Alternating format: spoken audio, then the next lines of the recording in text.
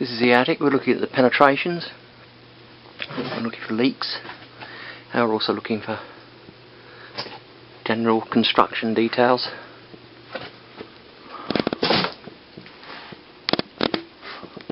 Have a power vent in the attic.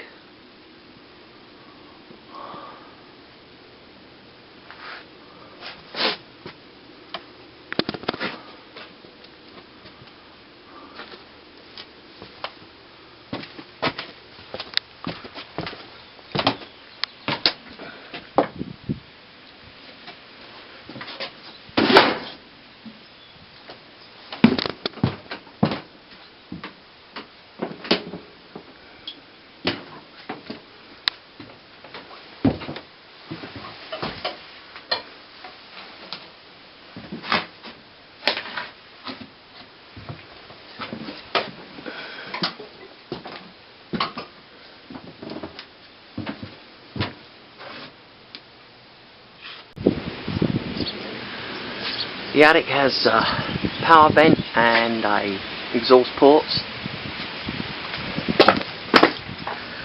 And we've got soffits and soffit vents. Let's just make sure we've got them all around the house. Yeah, more soffit vents here. Soffit vents around here. This is on the right elevation.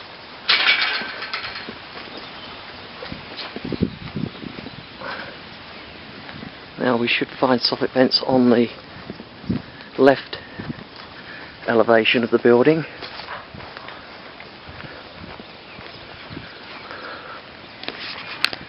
And we do, we've got soffit vents right the way down the left elevation. The attic ladder needs some adjustment. You can see here how the ladder doesn't align straight. These ladders are quite weak. And if they're not aligned properly, they will wear quickly.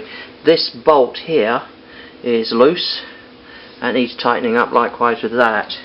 The alignment of the ladder is given here on the door. It's very easy to do, to get it to realign, and it'll make the ladder last longer. This caulking here needs repair, and there's a little hole here, and that hole is big enough for a mouse to get in and needs to be blocked off. We're at the rear porch, and you can see here there's a small settlement crack emanating from the lintel. The lintel also doesn't have weep holes. It's pretty common. It should have weep holes, but in years gone by nobody really installed. There's a small settlement crack at the top of the porch here, just over the window arch. There's evidence of a settlement crack here in the porch, and it's been repaired with silicone caulking. I personally don't recommend silicone caulking for that job. I prefer to use mortar, but I think it can be effective. It's just that I have a preference for mortar. There's a settlement crack running from the garage door at the left side elevation, and it's running along the brickwork here. I recommend that the mortar along there and around here is chased out and then repointed, but take care to get the match of the colour of the mortar right. We want it to look much the same. It can be left. I mean, it's purely, in my opinion, cosmetic. I don't think the building is settling a great deal. The crack itself, it's relatively new because it's got sharp edges here, but it's the only real large settlement crack around the whole of the building, and settlement cracks are really common in buildings in Texas. Small cosmetic crack in the sheetrock in the master bath at the ceiling. It's along this area here. I'm at the French door, and you can see that the bolt has broken away. Here's the bolt, it should be connected here, and it's broken away, so that needs replacing because that gives a security risk to the building. This is the front door. Now I'm looking at the threshold. Threshold is good. There's a little bit of paint coming off there. That needs to be painted. Stop water penetrating. Likewise here, and recorked. You can see the corking's in poor condition. This is the window inspection. What I'm looking for is the condition of the windows in general, and the corking in particular. We've got a bit of failing corking here, cracks in it. There's a hole in the corking here. That's going to let water into the cavity space between the walls. So recork this window. It's the master bath window.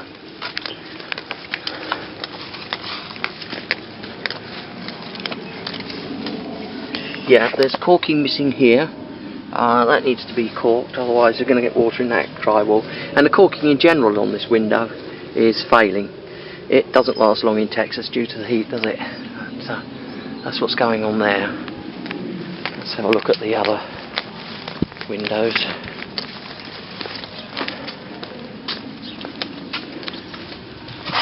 Okay, the corking along here is failing, and it's missing corking here. Okay, failing here. So recork this window.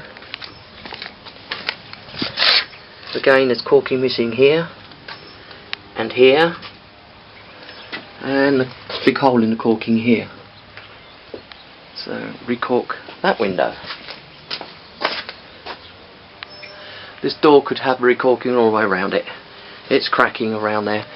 It just happens. That's the way it happens here, because the sun dries it out and you get a little bit of movement in the building and it cracks.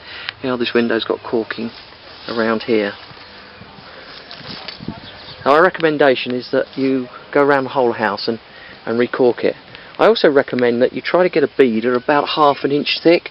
These beads that they've put down are always too thin. You see this one? It's barely covering the gap. I don't know what he's trying to do, save the stuff or something.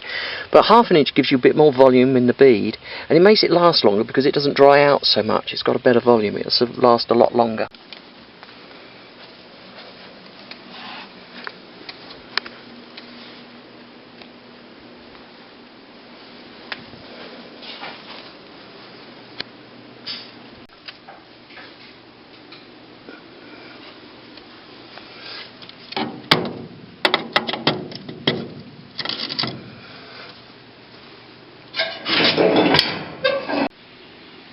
This is the main supply board, 200 amp main disconnect.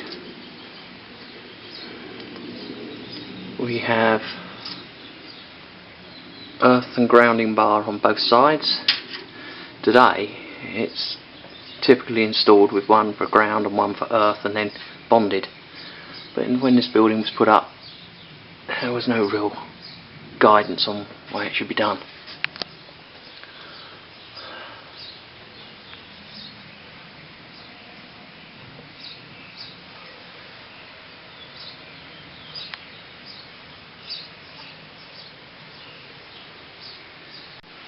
This is the main disconnect.